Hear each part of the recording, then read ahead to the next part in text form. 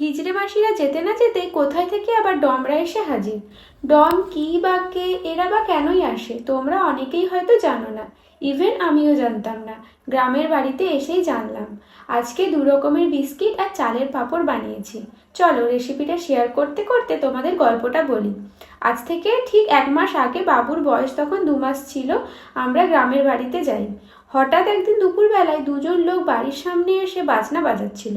ফার্স্টে তো আমি কিছুই বুঝতে পারছিলাম না, কারণ আমার বাবার বাড়ির সাইডে বেবি হলে শুধু হিজড়ে মাসিরাই আসে। শাশুড়ি মাকে জিজ্ঞেস করতে মা বলল, এনাদেরকে ডম বলে।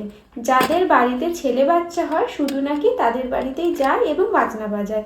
আর সেই সব বাড়ির লোকেরা খুশি হয়ে চাল, নতুন শাড়ি, ধুতি, টাকা, কাঁসার বাসনপত্র এইসব দেয়।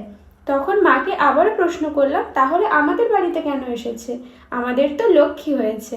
মা বলল, আমাদের অনেক কষ্টের ও আদরের বাচ্চা তো, তাছাড়া আমাদের নাতনি হওয়ার পর পুরো পাড়া মিষ্টি দেওয়া হয়েছে, ওরা তো সবই খবর পেয়েছে, সেই জন্যই মনে হয় এসেছে। সে মা যাই বলুক, এখন একটা কি দুটোর বেশি কেউই বেবি নেয় না, তাই সবার বেবি সবার কাছে আদরের, ভালোবাসার এবং যত্নের।